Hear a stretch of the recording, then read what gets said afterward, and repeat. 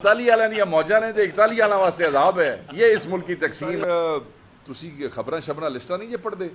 میں کہا جی کی ہویا جی؟ انہوں نے کہا میں تو 39 چاہیں 41 نہیں ہاں.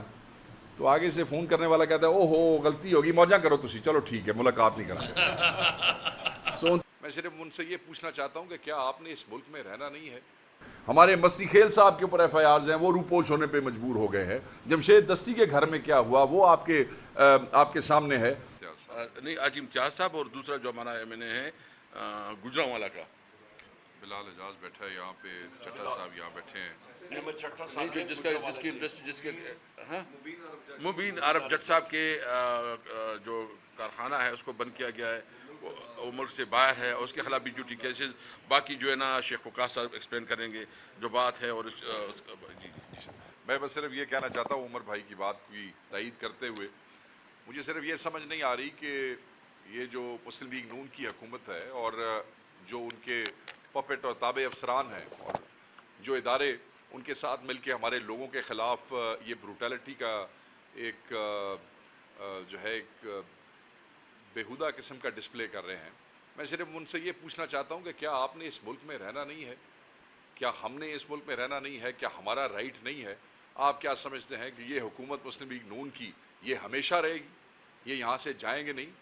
اگر آپ افسران ہیں تو آپ حکومت پاکستان کے ریاست کے وہاں پہ گجرانوالا میں ان کو کھانا دینے کی اجازت نہیں ہے, ملاقات کی اجازت نہیں ہے. وہ کیا ہے, کوئی را کے ایجنٹ ہے, وہ کوئی ملک دشمن آدمی ہے. آپ نے ایک جھوٹا بوگس پرچہ ابیوز آف اتھارٹی کا اور یوز آف فنڈز کا آپ نے بنا دیا, جو آپ کو بھی 41 کے بعد یاد آیا ہے. ہمارے مستی خیل صاحب کے اوپر ایف آئی آرز ہیں, وہ روپوش ہونے پہ مجبور ہو گئے ہیں. جمشید دستی کے گھر میں کیا ہوا وہ آپ کے سامنے ہے. ہم اس بات پہ حیران ہیں کہ لوگ اسلام آباد سے اپنی جو ریسپیکٹڈ کورٹس ہیں, اپنے ان ضلعوں اور ڈویژنز کی جہاں پہ جا کے انہوں نے بیل لینی ہے, وہ وہاں بھی نہیں جا سک رہے ہیں. ایم این ایز کو اپنے ضلع کی اینٹی کرپشن کورٹ میں پیش ہونے کے لیے بھی پروٹیکٹیو بیلز لینی پڑ رہی ہیں کہ ایسا نہ ہو جیسے حاجی امتیاز صاحب یہاں سے نکلے اور ان کو ابڈکٹ کر لیا گیا. اس ملک میں کیا ہو رہا ہے؟ ہم اس کی شدید ترین الفاظ میں مذمت کرتے ہیں.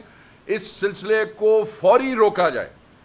اگر آپ یہ نہیں روکیں گے تو جیسے اسد عمر صاحب نے کہا کہ انارکی, تقسیم, تباہی, یہ آپ اس سے بچ نہیں سکیں گے. اور صرف بیانوں سے اور کاؤنٹر جو ایکسپلینیشنز ہیں ان سے یہ ملک نہیں چل سکتا ہے. سسٹم آپ چلا نہیں سکے, اکانومی آپ نے تباہ کر دی, سیکورٹی سچویشن پاکستان کے ہر کونے میں جو ہے وہ تباہ ہوتی گئی. اور اس کے بعد جو قوم کے حقیقی نمائندے ہیں آپ ان پہ جھوٹے بوگس کیسز کر کے, میں آپ کو ایک مثال دیتا ہوں پھر میں بات. ہمارے ایک ایم این اے ہے ہمارے ویسٹ ریجن کے رائے حسن نواز صاحب, وہ 41 میں نہیں ہے, وہ 39 میں ہے. ان کو ایک صاحب فون کرتے ہیں اور کہتے ہیں جی تھوڑے نال ملنا جی, ملاقات کرنی جی. انہوں نے کہا ملاقات تو کر لیں گے مگر تسی خبراں شبراں لسٹاں نہیں جے پڑھ دے. میں کہا جی کی ہویا جی؟ انہوں نے کہا میں تو 39 چاہیں 41 نہیں ہاں. تو آگے سے فون کرنے والا کہتا ہے او ہو غلطی ہوگی موجہ کرو تسی. چلو ٹھیک ہے ملاقات نہیں کریں. 39 والا نہیں موجہ نے تو 41 والا واسطے عذاب ہے. یہ اس ملک کی تقسیم.